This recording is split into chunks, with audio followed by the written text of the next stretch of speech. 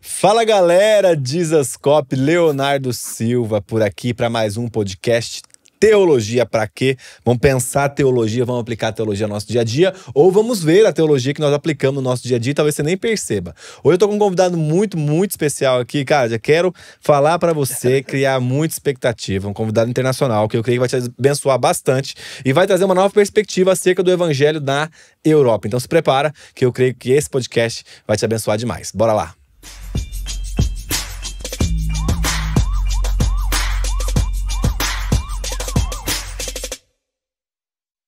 Pastor Jonatas Bragato.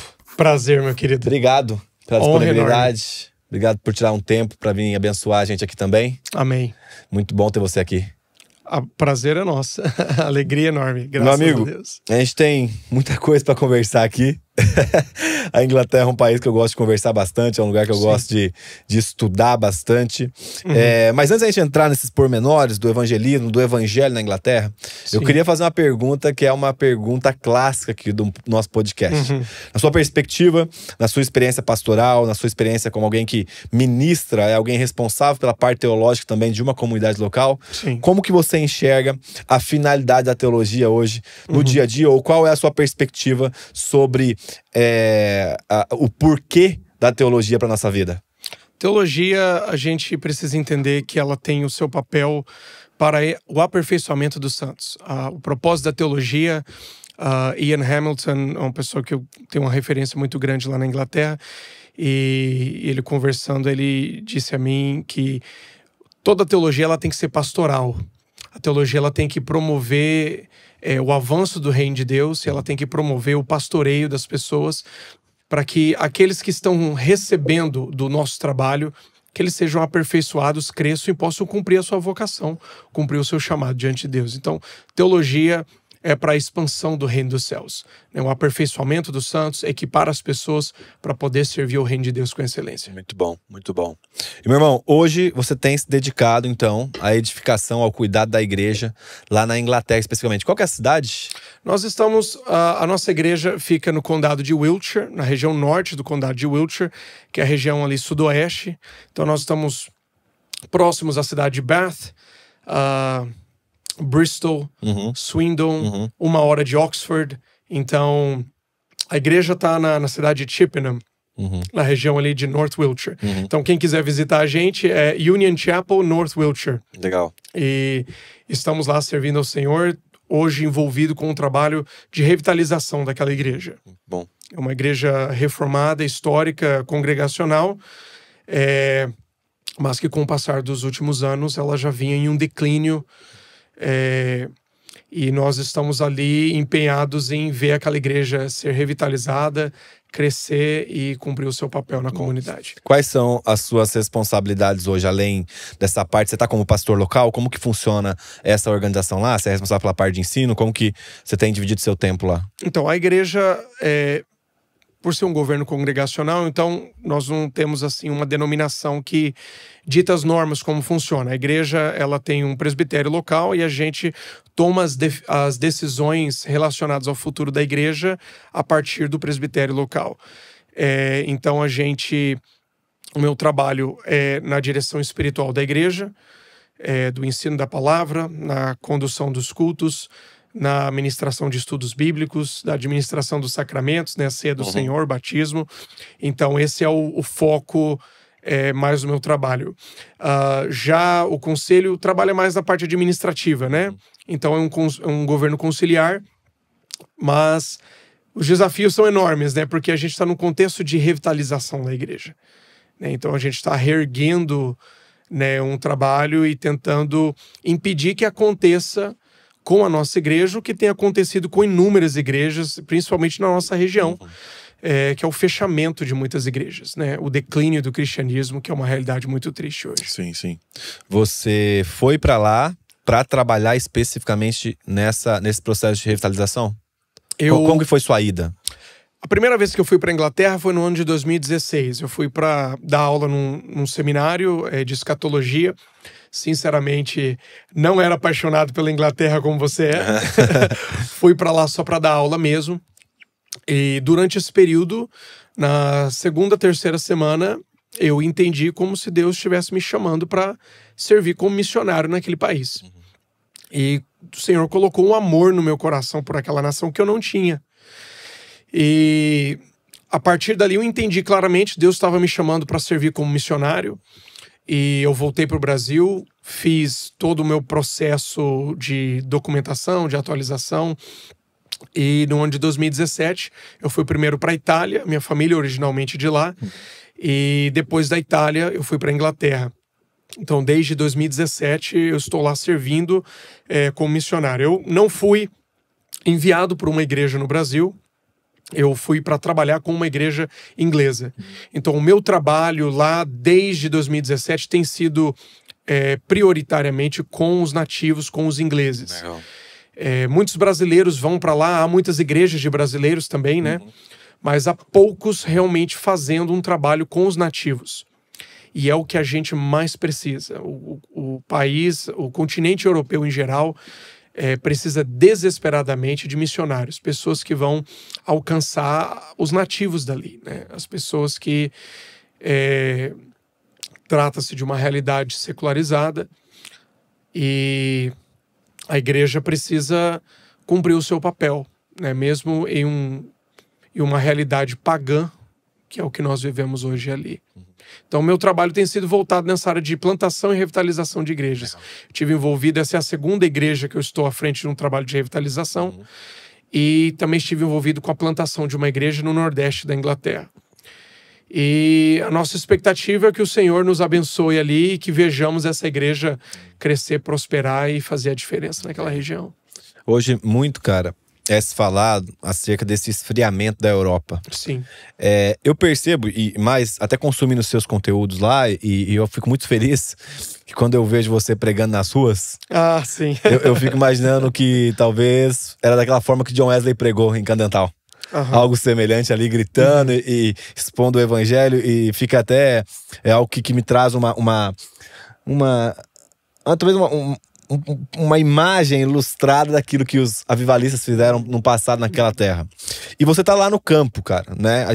É que assim, quando eu fui pra lá a minha primeira vez, que foi 2 anos atrás, nós estamos em 2024, eu fui em 2022. Sim. E aí a gente foi de férias, de passagem, e eu conversando com alguns pastores e tal, eu percebi que sim, existia um esfriamento, mas não da forma que era falado aqui no Brasil.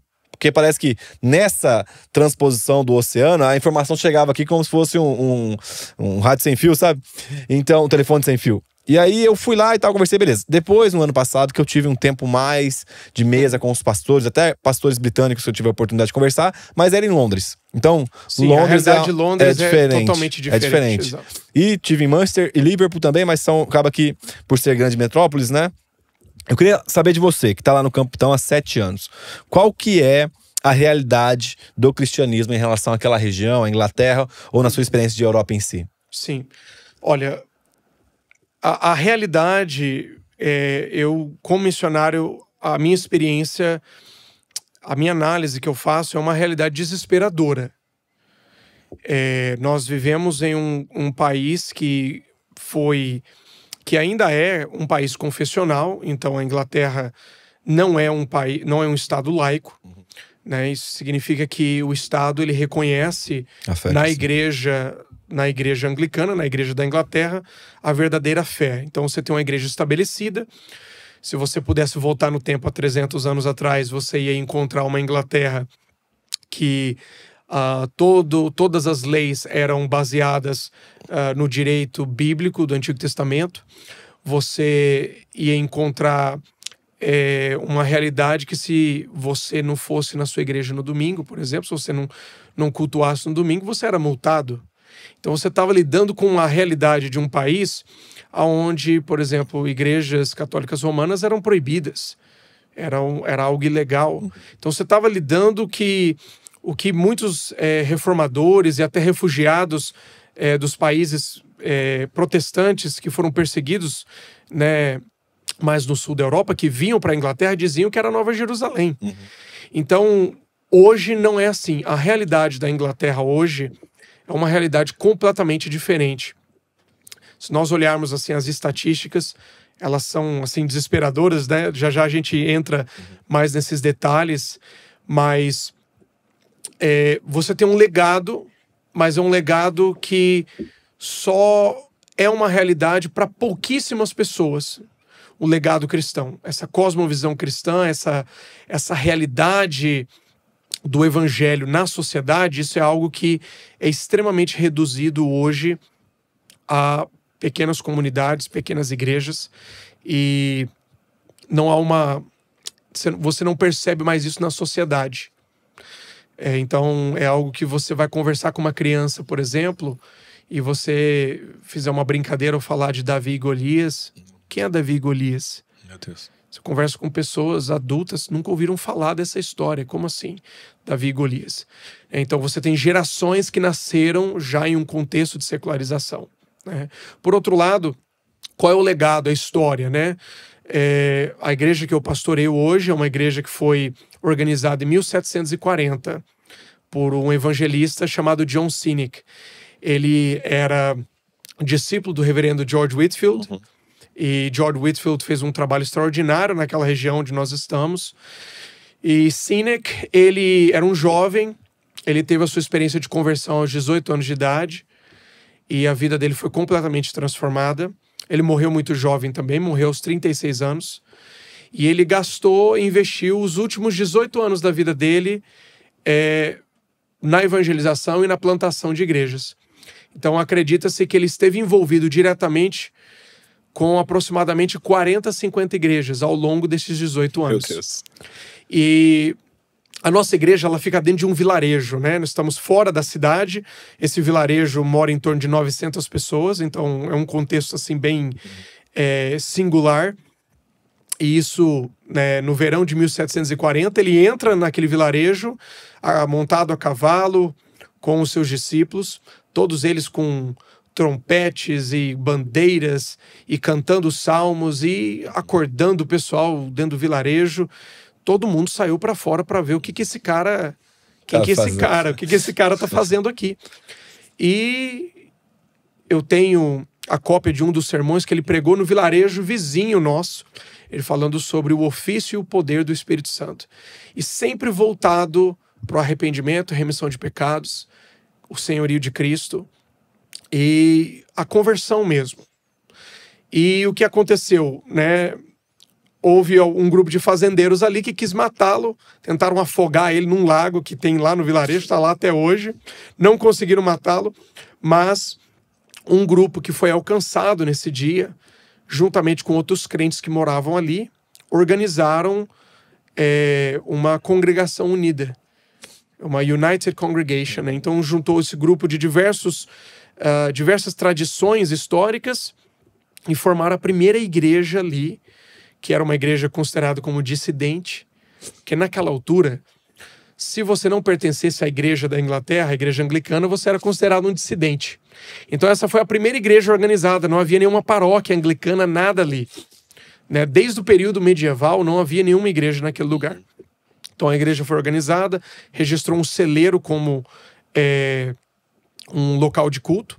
O John Sinek nem era pastor ordenado ainda durante esse período. Ele foi ordenado posteriormente. Então George Whitefield vinha naquela região para celebrar batismo e ceia. Então pessoas da nossa igreja participaram, né, desse momento histórico, né, da história da igreja. E a igreja permanece lá até hoje, né? O prédio foi construído posteriormente, mas nós somos ainda um resultado sobrevivente, né, desse avivamento que aconteceu durante aquele período. Mas ao redor, o vilarejo vizinho, por exemplo, a igreja ali hoje foi convertida numa mansão, numa casa. O prédio não é mais um prédio de uma igreja, você vai lá, não tem culto. É uma família que mora ali, né? Então nós temos encontrado em diversas cidades na região, igrejas que foram transformadas em bares, em pubs, em clubes, restaurantes, lojas de carpetes, lojas de pisos, tudo que você imaginar. São cenários que são desesperadores, né? Qual que é a realidade da Inglaterra hoje? nós vivemos um contexto de extrema paganização. Então, na faixa etária entre 18 e 24 anos, 71% dos jovens dizem não ter nenhuma religião. Se declaram ateu ou não? São É aí que está a grande questão. confusos. É aí que está a grande questão. Hoje, no contexto europeu, principalmente na Inglaterra, no Reino Unido, você tem uma espécie de paganismo que não é necessariamente um paganismo intelectual. Então eu posso dizer a você que a porcentagem de darwinistas é muito menor. Contudo, o que você tem é um sincretismo pagão em que as pessoas... Eu vou dar um exemplo para ti. Sim. Na nossa cidade tem um grupo lá no Facebook, tem milhares de pessoas, e aí uma mulher postou lá um post sobre uma médium, uma cartomante que ia vir na cidade para ler mãos e venha consultar com os seus parentes falecidos e tal. E eu fiquei espantado ao ver em torno de 20, 30 comentários. Quanto custa? Como faz para agendar? São coisas que você não espera. A ideia que as pessoas têm é que todo mundo é ateu. Não é necessariamente isso. Hoje, isso é algo que foi muito forte, né, no final do século XIX, início do século XX, mas hoje as pessoas acreditam em tudo. Acreditam em cristais, acreditam na lua, acreditam no poder da terra. São esotéricos, de alguma forma? Exato. Nova Era é algo muito grande ali. Lugares que tinham um centro de adoração pagã, hoje são muito frequentados por pessoas que vão lá supostamente para recarregar suas energias.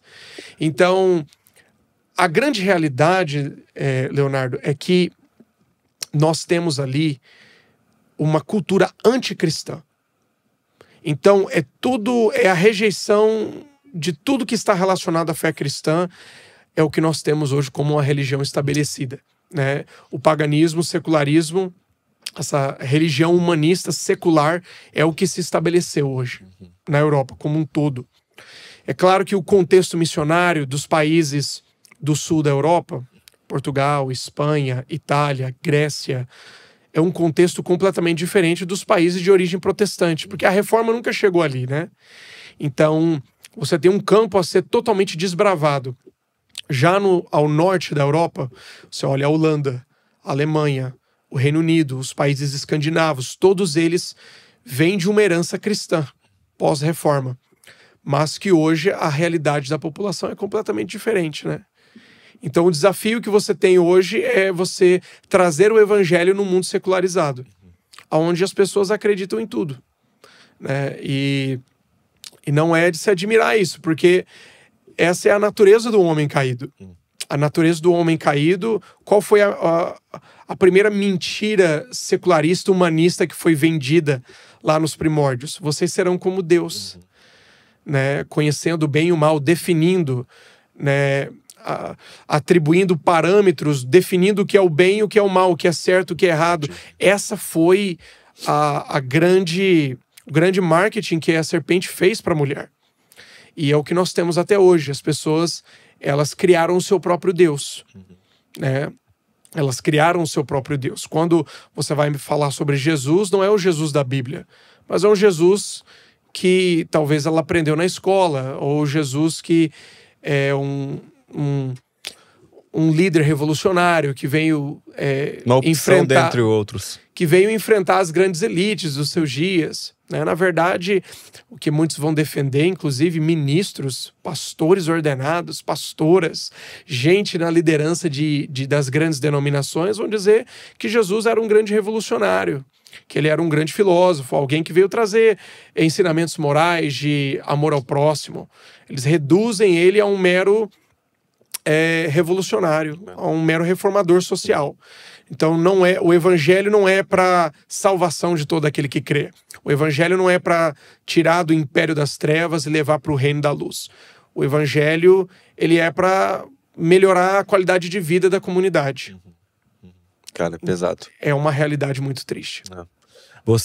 É lógico, eu acho que é muito utópico a gente pensar isso, mas você encontra as causas em relação a esse movimento anticristão?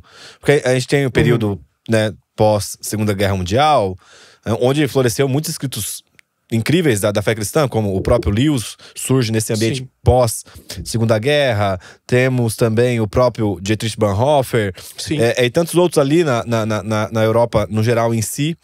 E você enxerga, estando lá, tipo assim, cara, eu acho que essa coisa foi um fator determinante pra página do evangelho tá sendo arrancada da história desse livro, desse país aqui. O que você enxergou como talvez um fator determinante nessa transição de mentalidade, de cosmovisão, até mesmo do estilo de vida? Exato. Eu vejo que o problema, ele sempre ele tem a sua origem na igreja. O problema começa dentro da igreja. Então, se a gente fazer um background histórico, voltar um pouco na história, chegando ali no final do século XVII, a partir de 1662, quando houve a restauração da monarquia e tem a Revolução Gloriosa, e você tem ali milhares de pastores puritanos que foram colocados para fora da igreja anglicana, isso trouxe um período de grande depressão espiritual no país. A ponto de que, no início do século XVIII, se não fosse a ação de Deus em levantar homens como George Whitefield, nas colônias, por exemplo, Jonathan Edwards, John Wesley e outros, se não fosse uma ação soberana de Deus ali para transformar a realidade, a Inglaterra teria vivido uma revolução muito mais sangrenta do que a Revolução Francesa. Então, isso é reconhecido até por historiadores seculares, que foi o avivamento evangélico durante esse período, né? Whitefield, Wesley, os metodistas, tanto wesleyanos como calvinistas, que impediram que acontecesse uma revolução sangrenta como aconteceu na França. Então, o que você tem é uma ação de Deus durante esse período. Por outro lado, você também tem o Império das Trevas trabalhando fortemente aonde? Na formação dos ministros. Então, você tem no norte da Europa, principalmente na Alemanha, o crescimento do que hoje nós chamamos de liberalismo teológico. Sim. E o que é o liberalismo teológico, né? Rushdoony, ele define o liberalismo teológico como o humanismo em linguagem religiosa. Muito bom. Ele é o ateísmo em linguagem religiosa. Então, começa dentro dos seminários, dentro das principais instituições, já que a formação dos pastores não acontecia mais a partir da igreja local, né? Os puritanos, como que eles treinavam os pastores? O pastor da igreja treinava o seu auxiliar, dava livro de teologia para ele ler, levava ele para visitas, levava ele para celebrar um culto fúnebre, para celebrar um casamento, para dirigir o culto, para pregar a palavra. Então, esse modelo é abandonado e a igreja terceiriza tudo isso para as escolas de formação e para as faculdades e para as universidades. E quem estava nas universidades? Justamente esse grupo de teólogos liberais, que são aquelas pessoas que não acreditavam mais em nada. Então, tudo começa com a autoridade e a veracidade das Escrituras. Se a Bíblia ela tem autoridade ou não. Então o problema começa dentro dos seminários com o questionamento, faz a leitura da Bíblia. A Bíblia não tem nada de sobrenatural nesse livro. Esse livro foi escrito por homens. Então eles partem desse pressuposto que a Bíblia tem que ser lida como um livro qualquer. Sendo assim, se qualquer livro tem erros. Então, se a Bíblia é um livro qualquer, então nós temos que achar os erros desse livro. Então, as igrejas enviaram seus seminaristas para as faculdades, para os seminários, e ao invés de eles aprenderem a defender, a batalhar pela fé que uma vez foi dada aos santos, eles aprenderam a duvidar das Escrituras. Eles aprenderam a questionar as Escrituras. Eles aprenderam a olhar o texto e racionalizar, principalmente os milagres bíblicos. Todo o aspecto sobrenatural da Bíblia deveria ser reinterpretado à luz do que é lógico. Então, a ascensão disso, né, durante o século XVIII, aí você chega no século XIX, as principais denominações europeias já estavam contaminadas na sua estrutura pelo liberalismo. Então você olha a Igreja da Escócia, que é a Igreja Presbiteriana Escocesa, a Igreja do Reformador John Knox, já no ano de 1843, um grupo enorme rompe com ela e organiza a chamada Igreja Livre da Escócia, que permanece fiel até hoje, graças a Deus. Mas a igreja principal enveredou no caminho do liberalismo sem volta. Nós vemos isso nas principais grandes denominações. Isso aconteceu. Na Holanda, você vê que há grupos que rompem já no século XIX, o que eles chamavam de as inovações modernistas, que é o nome que a gente usa, que na época eles usavam para o liberalismo teológico. Então isso começa dentro dos seminários, na formação dos pastores. Então dos seminários para os púlpitos, dos púlpitos para os cargos e lideranças denominacionais. É igual a água correndo Exato. na infiltração. Uma bola de neve que foi crescendo, e isso se alastrou de tal forma que você chega no século XIX, aí você tem a ascensão do darwinismo. Então vamos lá, vamos somar aqui alguns fatores. Você tem o liberalismo dentro dos seminários, contaminados. As denominações abarrotadas de liberais. As principais lideranças são liberais. Consequentemente, os mecanismos de disciplina eclesiástica são extirpados, são enfraquecidos. Então, a ponto de que hoje, na Igreja da Inglaterra, um bispo ele não pode ser processado. Eu não estou falando de ser processado numa corte, mas num tribunal eclesiástico. Ou seja, uma banca doutrinária que vai examinar o que aquele cara acredita. Então, nenhum bispo hoje pode ser julgado em questões de doutrina. Então, você tem bispos que são universalistas. Meu Deus do céu. Você tem bispos que não acreditam que o inferno é um conto de fadas.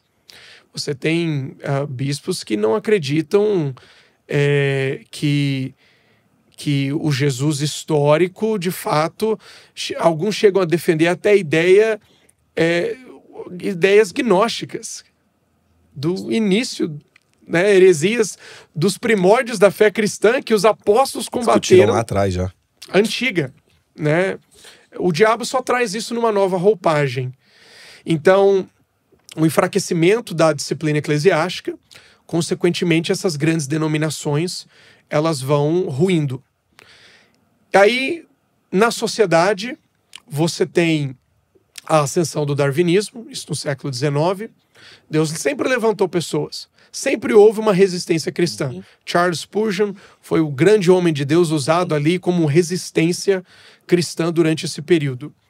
Contudo, imagine, estamos agora na viragem já para o século XX. E há uma transformação na sociedade, a Revolução Industrial. Então há fatores socioeconômicos nessa sociedade que está sendo completamente transformada, né? Pessoas saindo de comunidades rurais, vindo para os grandes centros por causa da Revolução Industrial.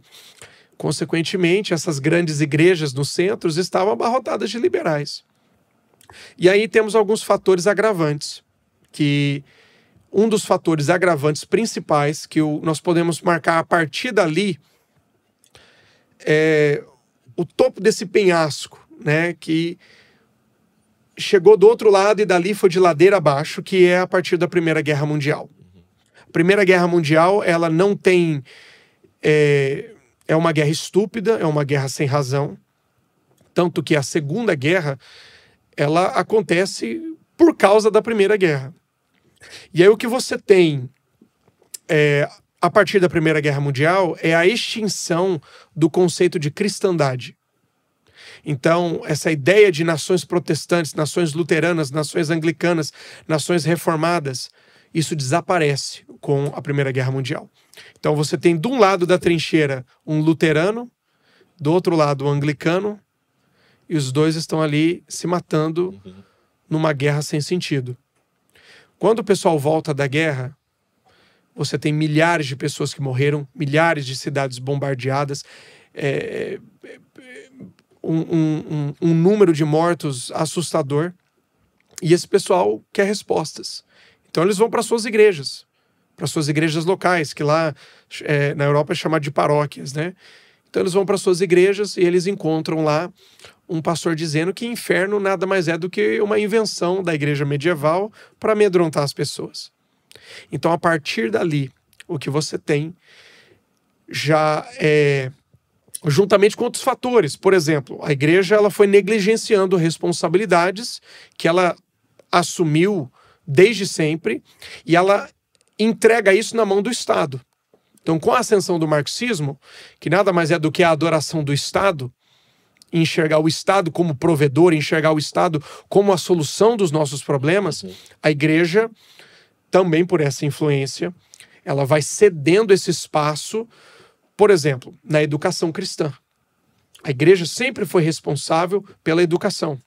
E isso é agora entregue na mão do Estado. Então você tem a ascensão das escolas públicas. E aí você tem a ascensão do ensino secularizado a partir desse período, né? A assistência social, que era algo que as paróquias cuidavam, que as igrejas locais cuidavam para assistir as pessoas pobres da sua comunidade, isso agora é entregue para o governo. Eventualmente o governo ele assume uma posição maior do que Deus. Então a taxa tributária, que era menor do que 10%, menor do que o dízimo, ultrapassa. A carga tributária ultrapassa. O Estado torna-se senhor. A ascensão de César, novamente, né? Então, são fatores agravantes. A Primeira Guerra Mundial, a ascensão das escolas públicas, a negligência da igreja com responsabilidades que ela sempre assumiu ao longo da história. Isso é entregue na mão do Estado. E aí você tem o abandono do discipulado geracional.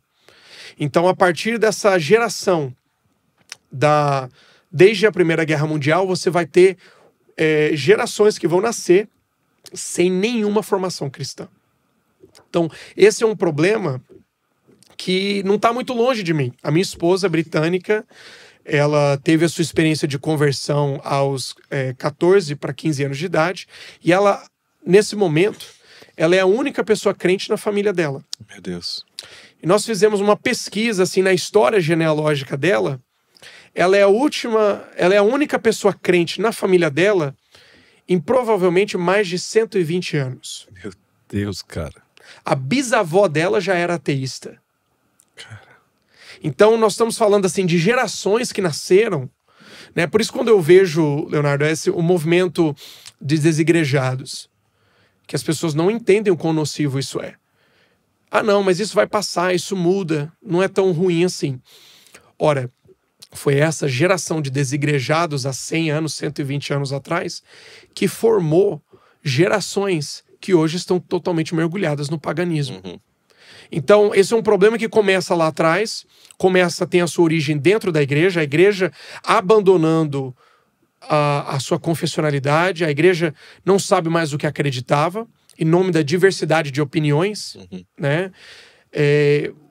Falsos mestres, hereges, foram permitidos a permanecer nos púlpitos, né? Porque gostava do cara, porque ele era uma pessoa simpática, né? Porque ele cresceu aqui na igreja a vida inteira. Mas o homem aquele ministro ensinava o que era totalmente contrário às escrituras. A ponto de que, quando você entra já no século XX, as principais denominações já estão saturadas por liberais. E os movimentos conservadores não têm força para enfrentar, ou muitos não querem fazer o enfrentamento. A ponto de que, eu posso te dar um exemplo, na década de 1950, você teve um dos líderes da Conferência Metodista nas Ilhas Britânicas. O movimento, a igreja que é fruto do movimento de John Wesley, né? Leslie Weatherhead, ele escreveu um livro chamado O Cristão Agnóstico.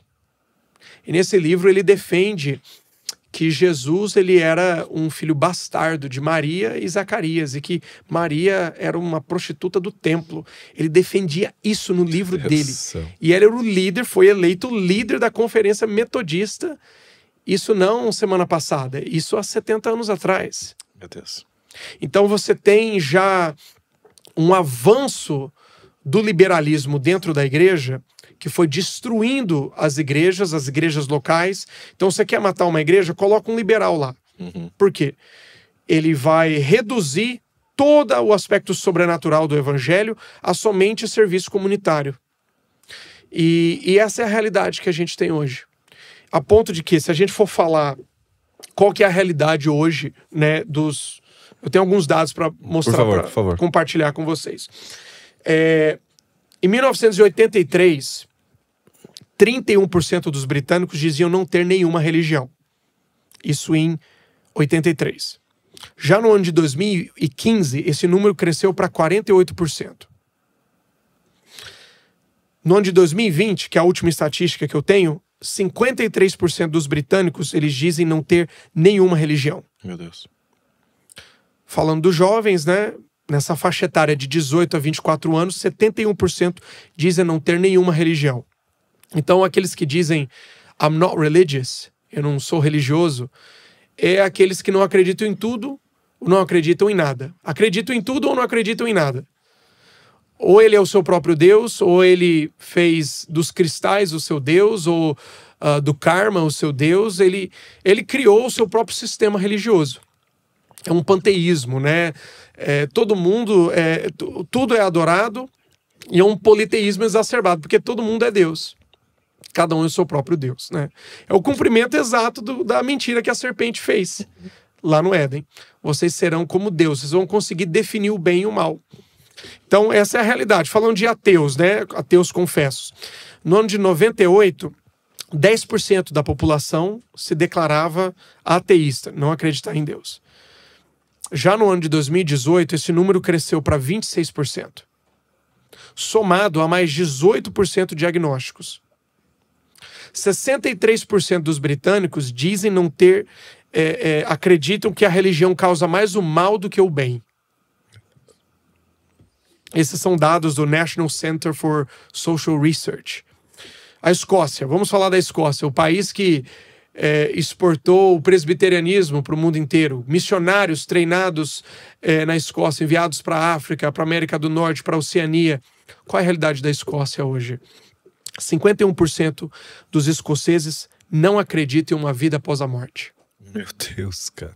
Acreditam que você vai morrer, vai virar pó. Acabou. E ali você desaparece. 51%. 51%. Mais da metade da população. Mais da metade da população.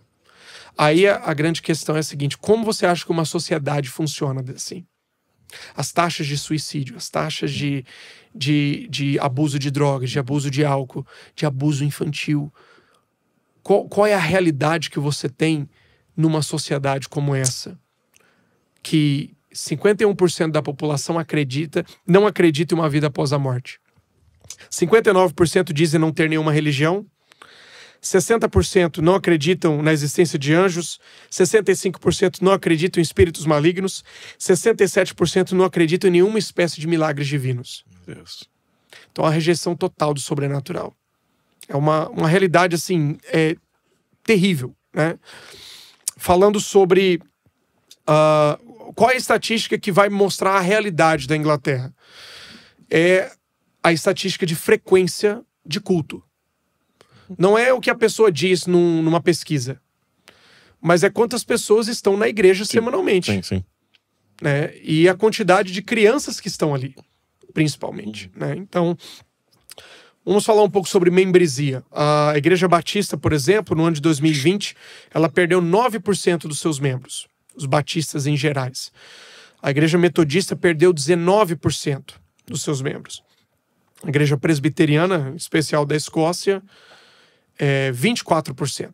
Menos 24%.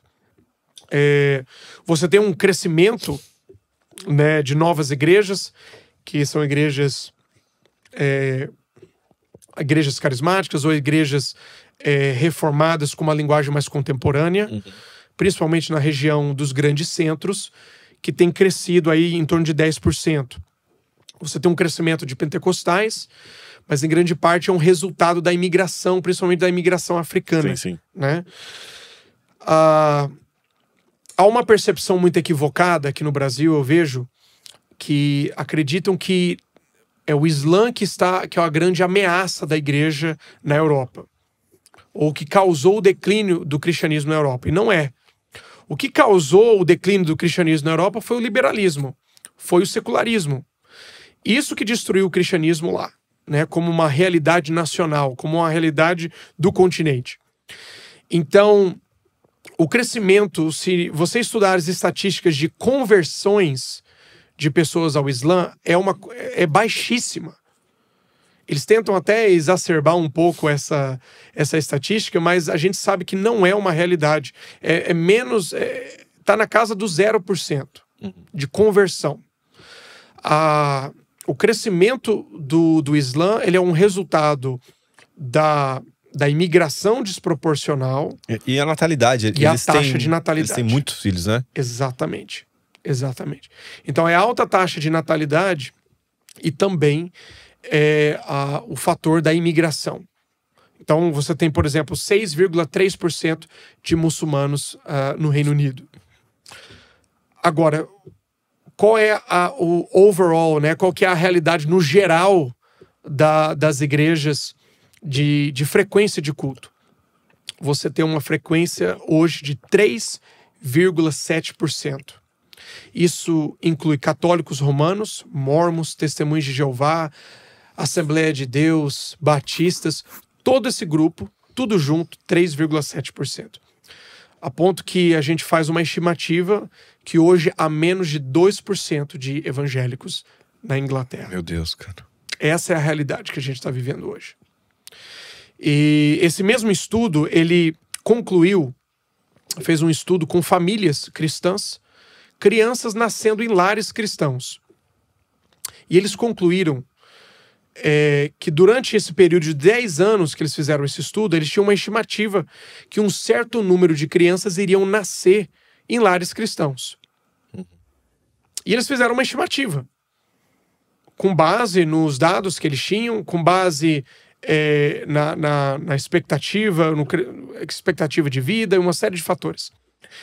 E eles ficaram surpresos ao longo dos 10 anos, no final do estudo, eles ficaram surpresos que eles não erraram por 50 mil crianças que não nasceram, 100 mil crianças, 500 mil crianças. Não nasceram durante o período de 2001 e 2011 5 milhões de crianças que não nasceram em lares cristãos. Crianças que naturalmente na expectativa do estudo que essas crianças iriam nascer, não nasceram. Meu Deus do céu. Menos de 5 milhões de crianças.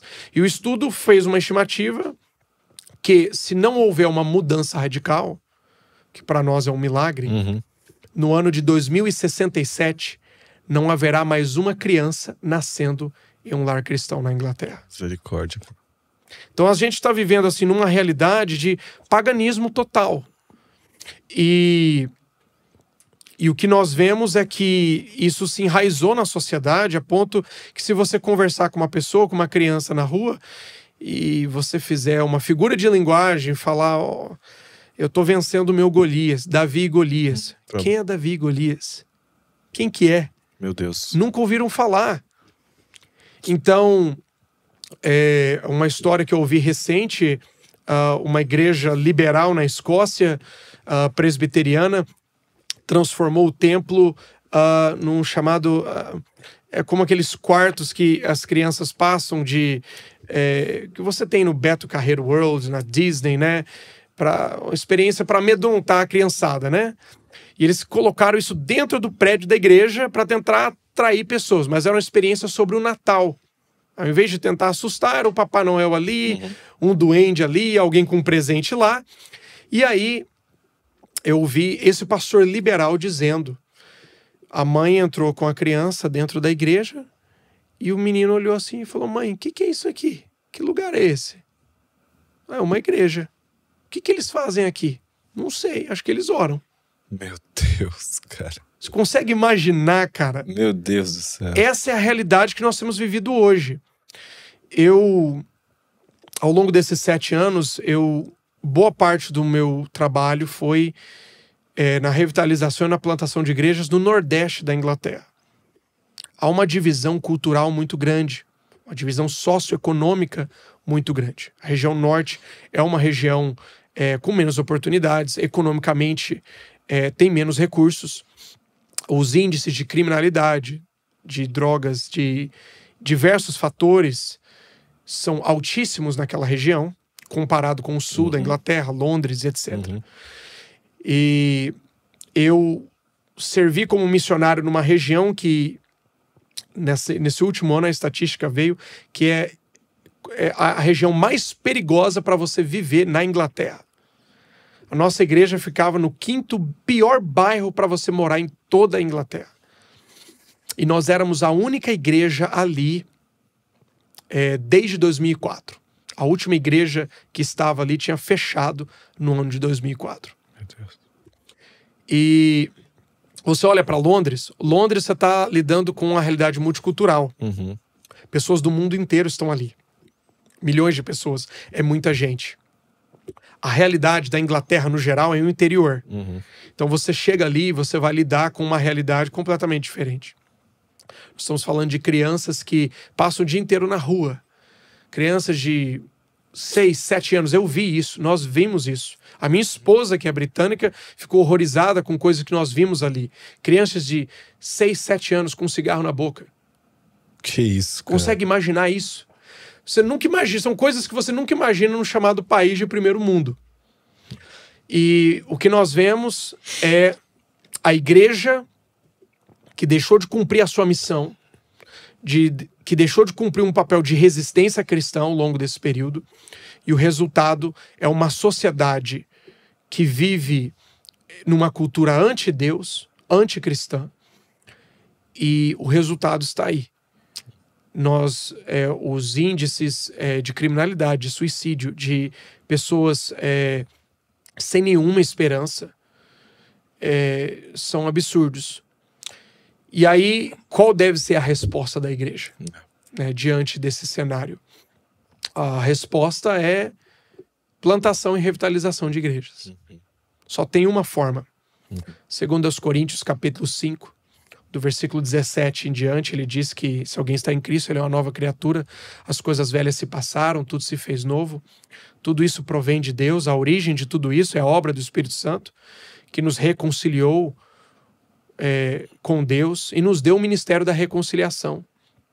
Paulo vai dizer ali que de sorte que Deus estava reconciliando o mundo consigo mesmo, não imputando os seus pecados, e pôs em nós a palavra da reconciliação. E Paulo continua dizendo, de sorte que somos embaixadores da parte de Cristo. A igreja, ela é embaixada do reino dos céus. A igreja, ela tem uma missão a cumprir primordialmente na pregação do evangelho e no discipulado geracional. Eu estava fazendo um estudo recente antes da minha viagem sobre o cenário dos Estados Unidos e muitos dos ouvintes, você conhece a comunidade Amish, né? Os Amish nos Estados Unidos, que são muito parecidos com os menonitas, né? Eles são um grupo religioso que não acreditam em evangelismo. Eles não praticam evangelismo. Mas nos últimos 20 anos, eles dobraram o seu tamanho. Eles já são maior do que muitas denominações históricas.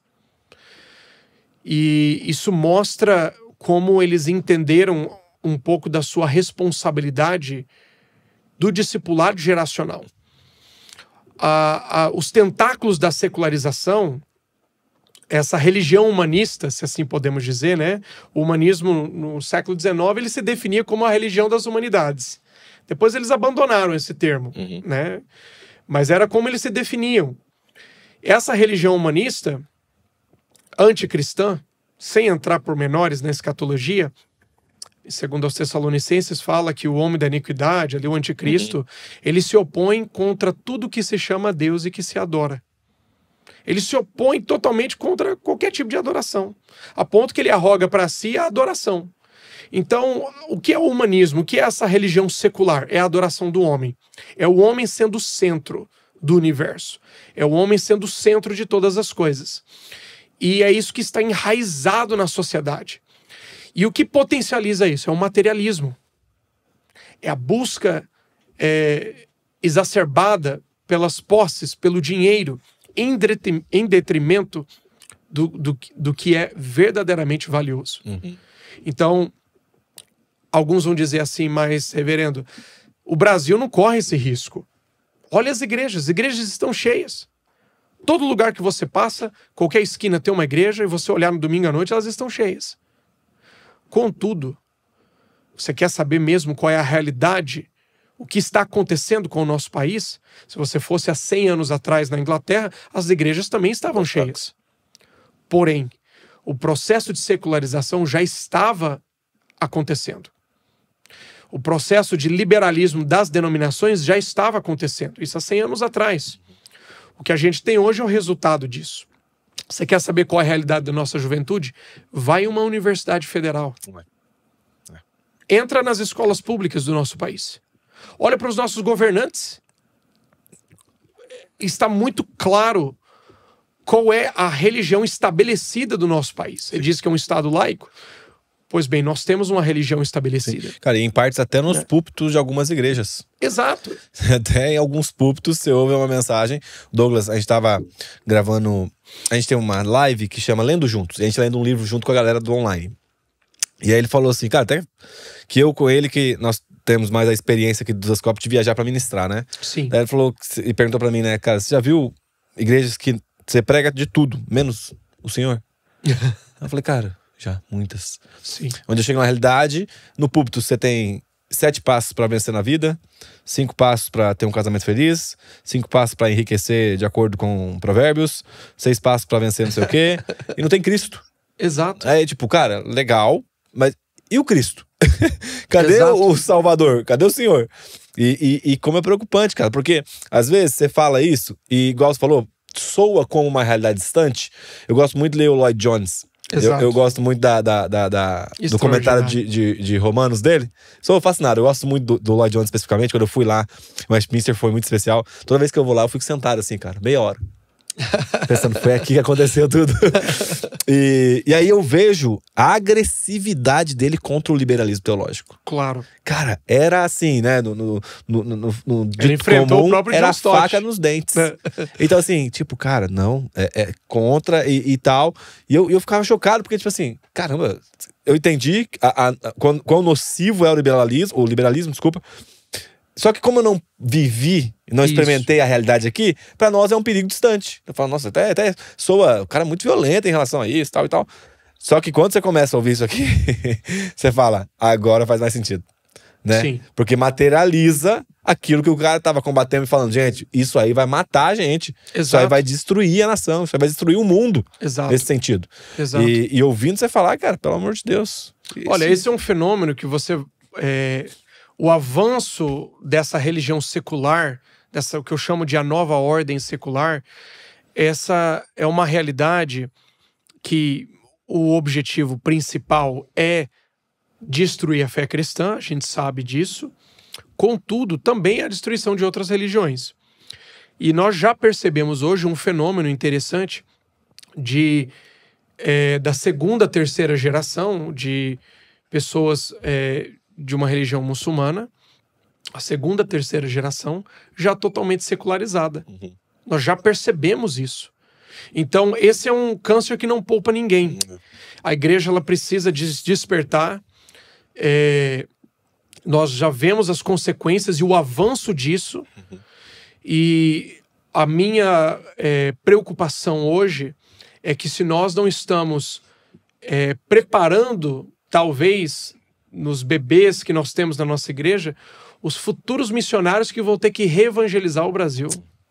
Se nós não despertarmos para batalhar pela fé que uma vez foi dada aos santos, se nós não podemos afirmar que esse livro aqui é a palavra de Deus, que Deus não está lá no céu, né, querendo que nós adivinhemos a sua vontade, né, ou Ele está dando sinais... aí duvidosos para nós. Não, Deus se revelou a nós através da sua palavra, através da pessoa de Cristo. O que nós precisamos para guiar a nossa vida, Deus já nos entregou neste livro. E que se nós não podemos defender a veracidade, a inspiração, a inerrância das Escrituras, começa a partir daí. A pergunta da serpente foi, será que Deus disse isso mesmo? Deus disse isso mesmo. Essa é a conversa da serpente lá no princípio e é a mesma conversa nos dias de hoje. Nós precisamos formar lideranças que tenham um compromisso para defender de fato a primazia, a autoridade, a inerrância das Escrituras, porque a partir disso, quando as Escrituras se tornam uma questão secundária, é a partir dali que a igreja ela não cai quando ela adota um padrão moral ou uma sexualidade contrária à Bíblia. Esse é só o topo do iceberg. O problema é quando as Escrituras, a palavra de Deus, doutrinas fundamentais, elas são colocadas de lado. Ali você já injetou o vírus, o câncer já começou ali e a gente já sabe o resultado disso. Então a minha oração, o que a gente tem procurado fazer através do nosso ministério, do nosso trabalho, através das redes sociais, tudo, é tentar conscientizar as pessoas dos perigos do liberalismo teológico, do avanço da secularização na sociedade e como a igreja pode responder. A igreja, ela responde primeiro como sendo igreja. A igreja tem cuidado dos seus, para que as pessoas não olhem para o Estado e vejam o Estado como a sua salvação. A igreja tem que cuidar dos seus. A igreja, ela precisa investir na educação cristã.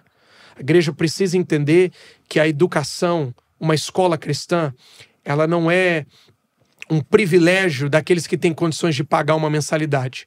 A igreja precisa olhar para a escola cristã e falar, esse é um ministério.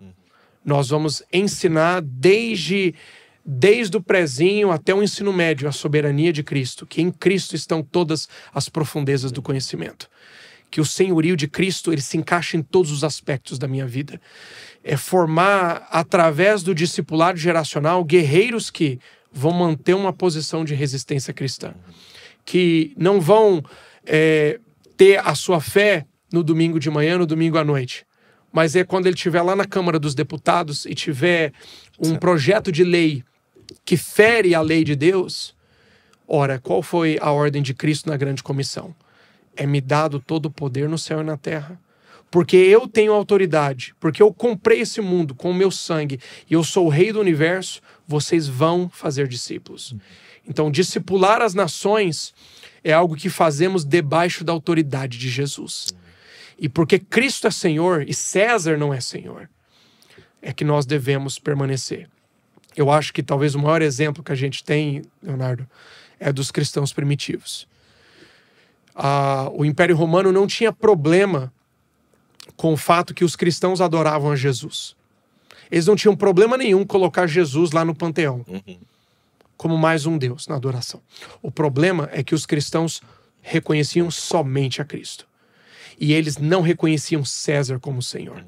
Cristo é kurios, Cristo é Senhor. E é o que a igreja precisa hoje, mesmo debaixo de perseguição, mesmo debaixo da chacota e do escarnecimento do mundo.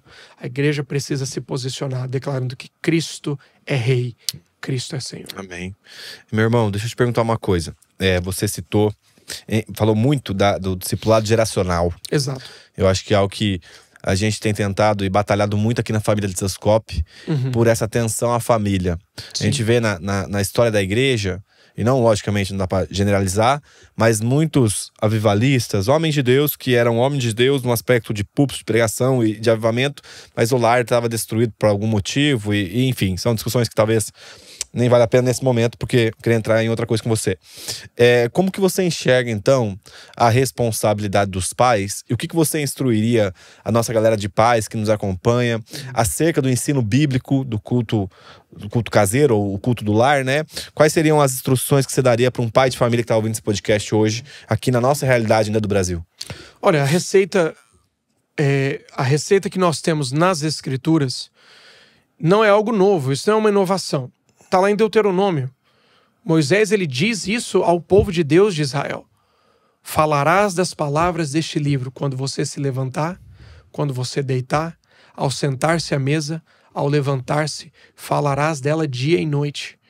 Então, a única forma que nós podemos hoje resistir o avanço da secularização, da paganização da sociedade, do liberalismo na igreja, todos esses cânceres, é a igreja vivendo de fato uma cultura do reino dos céus. É a família sendo saturada com a verdade das Escrituras. É os pais viverem, encontrar prazer na lei de Deus. E nós vivemos uma sociedade que a gente é estimulado 24 horas, né? O seu celular, tudo é feito para te entreter, para roubar o seu tempo. E o que nós temos que desenvolver são hábitos, né? E há 15 anos atrás, ninguém imaginava que a gente ia ficar no celular toda hora. Hábitos que foram desenvolvidos. E aí que entra a piedade cristã, a vida de piedade, a vida prática cristã, que é desenvolver hábitos através do culto doméstico, através da leitura bíblica, do discipulado, da conversa acerca dessas questões. Isso é algo que tem que ser diário. Não é algo que dá para você negociar. O problema na Europa que nós vemos é que muitos pais, eles terceirizaram a responsabilidade para a igreja. A responsabilidade primordial é dos pais. Primariamente, a igreja, como uma comunidade de famílias, também deve assumir uma responsabilidade com a educação cristã das futuras gerações. Mas é primordial isso hoje. E eu acho que pastores, o meu apelo também vai para pastores, que despertem para isso. Abra sua visão. O que você pode fazer? Você acha que uma criança que passa em torno de 12 mil horas no ensino secular, sendo indoctrinado, você acha que 1 hora por semana, ao longo da vida dela, ela passa 12 mil horas, você acha que 1 hora na escolinha de crianças, desenhando lá, pintando, vai de fato aprender alguma coisa? Isso não vai impedir. Aí os pais, aí chega na adolescência, muitos não conseguem entender. Poxa, meu filho estudou numa escola cristã. Ora, muitas escolas cristãs, eu também estudei em inúmeras escolas cristãs crescendo, né, na minha infância. E muitas delas, ela dava o ensino normal, e aí 1 vez por semana fazia lá um culto com os alunos. Isso também não resolve nada. Ou Cristo é Senhor de todos os aspectos daquilo que nós reconhecemos o senhorio de Cristo em todos os aspectos da nossa vida, ou nós estamos negociando esses princípios que são fundamentais. Então, o meu apelo é para pais: assumam a responsabilidade. Não terceirize isso para o seu avô, para a avó, não terceirize isso para a professora de escola bíblica dominical, para a professora da salinha das crianças. Assuma a responsabilidade como pai, como mãe, e ensine a fé para os seus filhos. Viva a fé dentro do seu lar. Essa é a única forma que a gente pode mudar isso. Eu vi uma estatística interessante do Ryan Burge. Ele é uma das autoridades no mundo na área de estatísticas de religiões. Ele diz que se ele aprendeu alguma coisa né, nesse mundo de estatísticas de religião, é que o maior indicativo do futuro de uma religião ou de uma igreja não é a quantidade de pastores, de obreiros que ela forma ou missionários que ela envia, mas é a quantidade de crianças que estão no banco da igreja. Então, essas crianças que estão aí na sua igreja, pastor, elas são o futuro, elas são a igreja de hoje, mas a realidade de amanhã. Então, você tem denominações nos Estados Unidos, por exemplo, eu posso comparar duas. Você tem a OPC, Orthodox Presbyterian Church, e você tem a CREC, Communion of Reformed Evangelical Churches. Uma tem 30 anos, a outra tem mais de 100 e poucos anos. Ambas têm o mesmo número de igrejas, similar. Contudo, a faixa etária é 56 anos de idade. Na outra, a faixa etária é 3 anos de idade. Como você explica isso? Pais que entenderam que filhos são herança do Senhor. Então a igreja... Nós vemos ao longo da história, né, o que o diabo sempre fez para enfraquecer o povo de Deus. Em toda a história. Quando Moisés nasceu, o aborto em massa. Quando Jesus nasceu, o aborto em massa. A baixa taxa de natalidade sempre esteve associada com o enfraquecimento do povo de Deus. Quando o povo de Deus, por exemplo, nós vemos isso no Velho Testamento, está muito explícito, o povo de Deus ia lá e se casava com as nações pagãs e trazia a sua idolatria. Deus trazia juízo. Qual era o resultado que você tinha na sociedade, no povo de Israel? Total idolatria. Então, nós como igreja hoje precisamos resgatar esses princípios bíblicos. E a igreja, ela tem que mudar a sua mentalidade a ponto de que uma família que entende que filhos são a herança do Senhor, que são uma bênção de Deus, nós queremos dar uma educação cristã para os meus filhos. A igreja tem que sentar e conversar, ok, como que nós podemos apoiar essas famílias? Como que nós podemos dar as ferramentas necessárias para isso? Então, igrejas que estão despertando para começar escolas cristãs clássicas, igrejas que estão começando a se envolver com homeschooling. Eu não estou aqui para defender um método específico. Sim, sim. Eu acho que a igreja local, ela tem que, cada pai, cada mãe, cada igreja tem que analisar o seu contexto, mas esses são princípios universais, né? Que não podem ser negligenciados. Quando eu estava lá em Londres, no ano passado, eu tive a possibilidade de pregar em Swindon. E eu fui pregar numa igreja... 20 minutos da minha casa? Sério, cara? Poxa! Fui em Swindon, aí eu lembro que essa é uma história à parte, perdi o trem, cara. E eu acho que eu tinha terminado a pregação, era, sei lá, quase 10 horas da noite. E era uma quarta ou quinta-feira, não me lembro certo. Aí fiquei esperando, cara, num frio. Rapaz, mas enfim. E eu lembro que eu fui ministrar nessa igreja, uma comunidade brasileira. Pastor muito sincero, pastor muito gente boa, homem de Deus. Homem que eu falei, cara, pastor, que Deus fortaleça de onde trabalha. O cara que eu olhei e tá se debruçando, entregando a vida pelo evangelho de Cristo lá naquela região. E aí ele aluga, na verdade, é meio que um preço simbólico que o pastor da igreja britânica cobrou, para a igreja brasileira se reunir lá em um dia diferente. Sim. E aí o pastor falou assim, só que eu vou cobrar, sei lá, um exemplo, né? 100 libras por culto, sei lá, só pra te falar a história. Só que eu queria que você combinasse o seguinte, que vocês vão usar o ministério infantil. Aí o pastor falou, usar o ministério? Nós vamos usar o ministério infantil, né? Tem um monte de filho aí e tal. Daí ele falou assim, cara, porque, sei lá, faz 6, 7 meses que uma criança não entra ali mais pra brincar na nossa reunião. Aí, pastor, não tem criança na sala do ministério infantil? Ele falou, é. Aí ele falou, cara... Daí as crianças brasileiras, algumas que nasceram lá, mas são filhos brasileiros, Sim. começaram a lotar ali, né? Essa brinquedoteca, como se fosse um espaço de kids, né? E quando ele me contou, eu falei, cara, como assim? Na nossa realidade ainda é inimaginável um culto sem criança. Sim. Né? Ainda mais eu que sou pai de filho pequeno. É inimaginável, porque a gente chega aqui no Ministério Infantil, nossa, cara, as crianças estão caindo para fora da sala, de tanta criança que tem. E aí chega lá, o pastor pedir, traz as crianças para brincar aqui, só para estar aqui no ambiente da igreja. Eu fico, e cadê? Então, né? Essas crianças deles, dos britânicos ou das outras comunidades representadas. E como é isso preocupante, cara. As famílias jovens, principalmente, elas... nós estamos falando de gerações que foram formadas sem nenhuma formação cristã, religiosa, nada. Então... os que ainda estão nas igrejas, muitos são pessoas de idade. É óbvio que você vai encontrar exceções. Você vai encontrar igrejas que têm um trabalho extraordinário com jovens. Você vai encontrar igrejas em Londres que estão abarrotadas de jovens. Mas isso não reflete a realidade do país. São realidades isoladas, né? Eu tive recentemente com alguns pastores da Igreja Reformada Holandesa em uma conferência, e esse pastor estava me contando, ele mora no chamado Cinturão da Bíblia, lá na Holanda. E a gente sabe, Amsterdã, totalmente secularizado, né? A Holanda em geral, que o berço, né? O Sínodo de Dort aconteceu ali, né? O berço do desenvolvimento da doutrina reformada, tudo ali. Ele me contando que, por exemplo, a igreja dele, 90% da cidade é membro da igreja dele. Eu fiquei maravilhado, eu falei, eu tenho que ir lá. 90%? 90% da cidade é membro da igreja dele. Mas qual que é a realidade da Holanda no geral? Não é a realidade do cinturão da Bíblia, né? Então, o desafio que nós temos hoje, missões, está diretamente relacionado com plantação e revitalização de igrejas. Qualquer trabalho missionário que não promove plantação ou revitalização de igrejas não pode ser considerado como um trabalho missionário, porque Cristo não nos deixou uma ideologia. Ele não deixou a nós uma filosofia a ser ensinada numa universidade.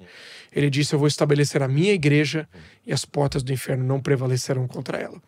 É a igreja que tem a autoridade de Cristo para ir pelo mundo, pregar o evangelho, fazer discípulos. Ora, se fosse assim, não havia a ordem de Cristo para batizar. O que é o batismo? É imergir essas pessoas no contexto de uma comunidade cristã, que é a igreja de Deus. Então, nós precisamos despertar para que tenhamos missionários. Nós precisamos de pessoas que vão para lá, não para trabalhar com brasileiros. Eu sei que tem pessoas que têm feito um trabalho extraordinário com brasileiros lá. Mas nós precisamos de verdadeiros missionários. Pessoas que vão aprender a língua, a cultura. Misturam ali, né? que vão viver a realidade do país a ponto de que podem comunicar o evangelho na linguagem daquelas pessoas. Sim. Senão, nós estamos voltando ao tempo que a melhor coisa era celebrar a missa em latim. Porque se você vai para lá e você só ministra em português, ninguém vai entender o que você está dizendo. Então, o meu apelo é que as igrejas, principalmente no Brasil, se a igreja brasileira no geral tivesse a visão de expandir o trabalho na Europa, de trabalhar com plantação e revitalização de igrejas, estou falando de trabalho missionário mesmo, não igrejas para brasileiros, já tem muitas. Eu digo que já tem o suficiente. O que nós precisamos é de igrejas que vão para lá e que vão investir em missionários, que vão custear esses missionários e que vão expandir de fato o trabalho da igreja ali. É o que a gente precisa hoje. É claro que isso envolve uma mudança de mentalidade nas lideranças, isso envolve uma mudança de atitude, de orçamento, porque fazer missões na Europa é diferente do que fazer missões na África. Fazer missões na Europa custa, e custa muito caro. Foi você que postou? É mais caro, ou é mais difícil por vezes mandar um missionário para a Europa do que para a África. Com certeza. No quesito custo, né? Com certeza. Porque hoje, para você manter um missionário no interior da Inglaterra, Londres é um custo de vida altíssimo, né? Mas vamos falar no interior da Inglaterra. Hoje você precisa em torno de 350 mil reais por ano. É muito dinheiro. Por ano. Mas o que é isso? É o custo de um painel de LED. Você está entendendo? Você mantém uma família com casa, um pastor com um salário digno, porque na Inglaterra que um salário que um pastor receberia lá é equivalente ao salário de um professor, né? Não tem nenhum lugar do mundo que professores são ricos. Então, tem uma vida digna, a casa pastoral. Então, você consegue manter uma família hoje em tempo integral por um ano, trabalhando, evangelizando em tempo integral, com um valor desse. Então, as nossas prioridades precisam ser redirecionadas. O que estamos fazendo com os recursos que Deus tem nos dado? Né? Se hoje há igrejas no Brasil, é porque missionários vieram para cá. Sim, sem dúvida. Se hoje você tem uma igreja que você frequenta, porque se você traçar esse pastor, o pastor que treinou ele, e assim, anteriormente, você vai chegar num missionário. Sim, sempre. Né? Não, mas no Brasil, nossa realidade que recebeu gente de todo lado do mundo, né? Exatamente. Muito bom. Meu irmão, e hoje nós precisamos de missionários lá. Sim. Eu tive agora nos Estados Unidos, fui de férias viajar com a minha família, e eu tava com o Judson de Oliveira, não sei se você lembra do Clamor. Sim. E o Judson é uma bênção, abençoou muito. Terra seca. Abençoou muito o meu sogro, que consequentemente discipulou minha esposa, e eu me converti na igreja onde meu sogro plantou. Então eu fui lá, a gente gravou um podcast junto, fui lá agradecer. Ele falou: Judson, talvez você não saiba, mas a minha vida em Cristo é fruto do seu trabalho. Porque meu sogro foi influenciado por você, que influenciou a comunidade local e outras pessoas, enfim, fui lá agradecer. E aí, a esposa do Judson é americana, né? Até esqueci o nome dela, mas ela é americana e ela veio pro Brasil muito novinha, junto com os pais, fazer missão aqui. São americanos e vieram fazer missão aqui. E aí, conversa vai, conversa vem, o Judson falou que um dia o pastor do sogro dele, que foi o missionário que veio, falou: cara, você tem que mandar os jovens brasileiros pra cá. Você tem que mandar os jovens brasileiros pra cá, porque os jovens americanos estão se perdendo na droga. Cara, então assim, a juventude americana tá com muita dificuldade em relação à conexão com a igreja local, com a comunicação de um pastor mais velho. Então você tem que mandar os jovens brasileiros pra cá pra dar uma avivada nessa turma e aproximar de novo da igreja. Aí o Judson falou assim: cara, sim, a gente entende que tem a necessidade, ele tá lá agora, né? Mas os brasileiros poucos falam inglês, porque na escola tem o inglês, entre aspas, porque né, não é um ensino de qualidade nas escolas, ainda mais públicas, então teria dificuldade e tal. Aí ele falou assim: mas a atitude de um brasileiro vir pra cá e servir na língua local, aprendendo também com os locais, é uma postura de amor. E aí ele falou assim: quando seu sogro foi pro Brasil, ele sabia falar português? Aí o Judson falou: não. Daí foi então.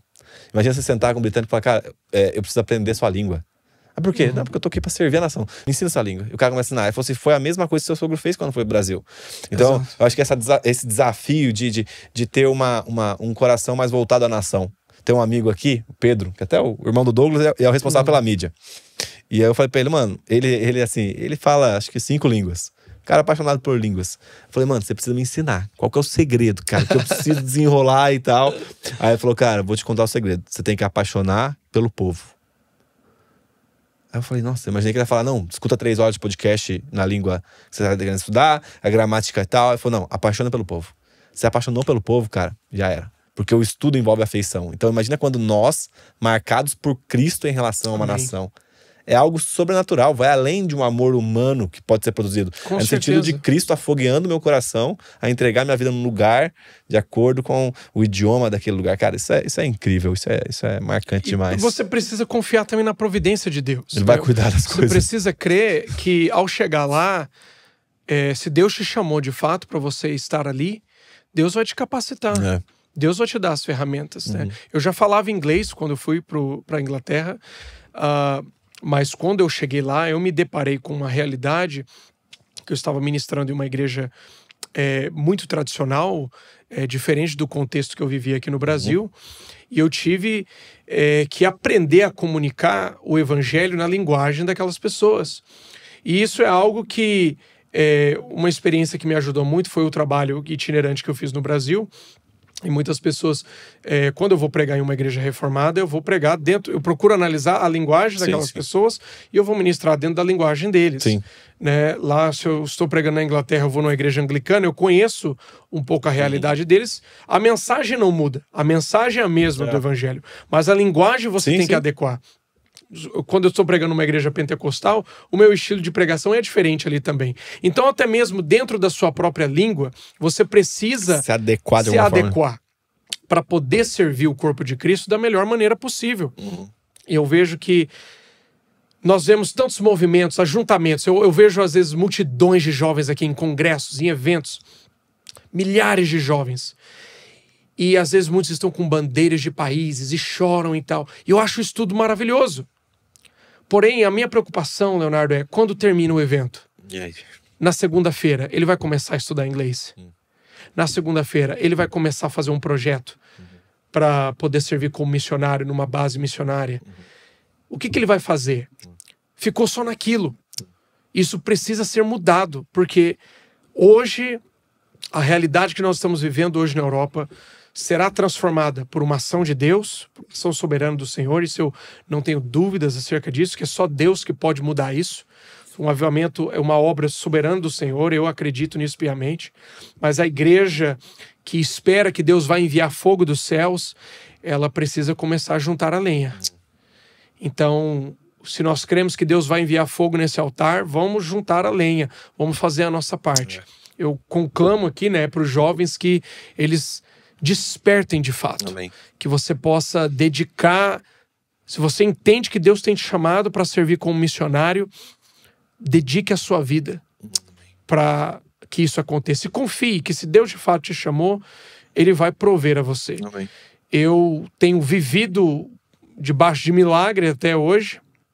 Eu cheguei na Inglaterra com 3 malas e 140 libras no bolso para viver. E você esteve em Londres, você sabe que isso dura um dia. Isso dura um dia. E eu passei por inúmeras dificuldades. Eu fui trabalhar numa igreja inglesa que, durante o período, desde a minha filiação, nós não sabíamos, né, o que estava acontecendo nessa igreja. A denominação ruiu por causa do liberalismo teológico. Se desintegrou. E eu e mais inúmeros outros pastores ficamos sem teto, sem igreja. Meu Deus. Porque a denominação ruiu, a denominação acabou. Nós chegamos lá, o líder principal da igreja acreditava no evolucionismo. A gente não sabia, cara. A gente chegou ali com o coração para servir, eu e mais outros missionários. E a gente estava ali com o propósito de revitalizar, de plantar igrejas. E eu vi se desintegrar. Isso foi durante o período da pandemia. As igrejas foram fechadas. O governo deixou os cassinos abertos, as lojas, os bares, os pubs, tudo aberto, mas as igrejas fechadas. E eu entendi, eu não estou aqui para julgar nenhum pastor nisso, mas na minha consciência eu não consegui ficar em paz com aquilo. Eu fui para as ruas, nós começamos a fazer cultos ao ar livre. Quem acompanha um pouco do nosso trabalho daquela época viu isso.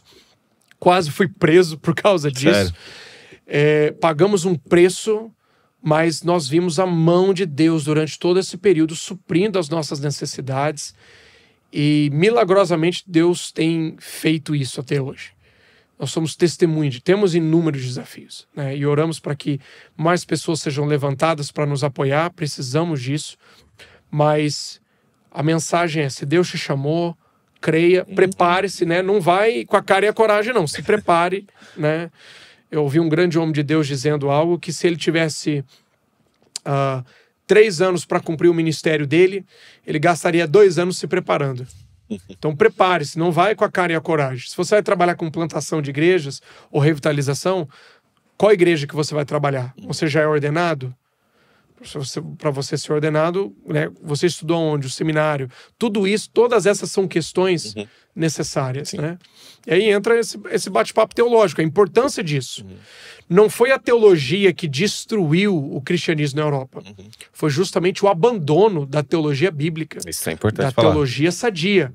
Muitas pessoas acham que o fato do cristianismo na Inglaterra estar no estado que está hoje é culpa da teologia. E muitos também vão dizer, é culpa do calvinismo. E se você olhar mesmo a história e a realidade atual, nós vemos que foi justamente o abandono da teologia bíblica, da teologia sadia, e isso independente de arminianismo ou calvinismo, né? A igreja metodista, por exemplo, totalmente liberal, arminiana, a igreja remonstrante, que é a primeira igreja arminiana na história da igreja, totalmente liberal, né? Então, a igreja presbiteriana da Escócia, calvinista, liberal. Então, nós vemos que esse é um câncer que não poupa ninguém. O problema não é a teologia. Nós vemos que ao longo do tempo as igrejas abandonaram os seus padrões confessionais, elas não acreditavam mais na autoridade, na inspiração das escrituras. Foi o abandono da teologia sadia que trouxe esse mal que nós temos estabelecido na realidade das grandes igrejas hoje. E eu vejo que agora, mais do que nunca, a igreja precisa voltar aos seus fundamentos. O salmista, ele disse, se os fundamentos forem destruídos, o que poderá fazer o justo? Então, há fundamentos que foram estabelecidos, principalmente ali na Europa, homens morreram, sangraram, foram queimados vivos para que nós pudéssemos hoje ter uma Bíblia na nossa língua, para que pudéssemos pregar na nossa língua, pudéssemos evangelizar. Foi um preço muito alto pago. E a igreja, nós como brasileiros, como igreja brasileira, a minha oração é que sejamos despertados para essa consciência missionária, para a nossa responsabilidade dentro do meu lar, dentro da minha igreja local, mas entender também que o evangelho ele deve ir até os confins da terra. Amém. A grande comissão, ela não é fechada ao meu círculo de convívio.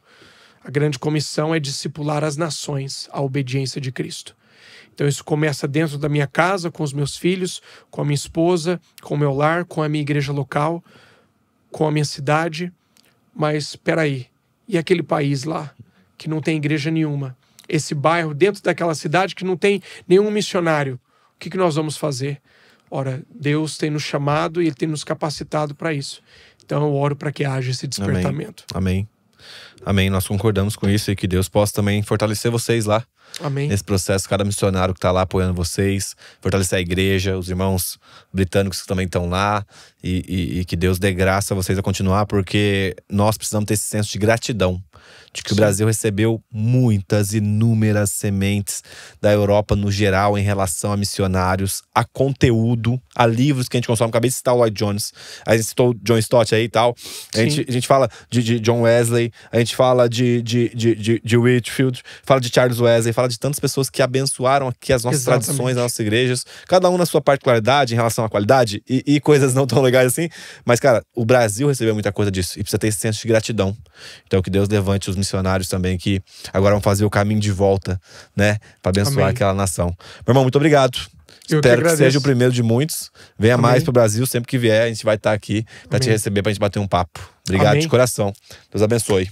Amém. Muito Deus bom. abençoe. Para você que ficou até o final, não esquece de deixar seu like aqui, deixa seus comentários também, que é muito bom ver aquilo que vocês têm achado em relação ao nosso quadro Teologia Pra Quê. Não esquece de mandar esse podcast para aquele amigo que tem um fervor missionário dentro do coração e também para aquele que não tem, que precisa se atentar às questões da doutrina ou da sã doutrina para a igreja. No mais, gente, Deus abençoe vocês. Muito obrigado por ter permanecido até o fim. E não se esqueça, cara, você é uma cópia de Jesus. Valeu!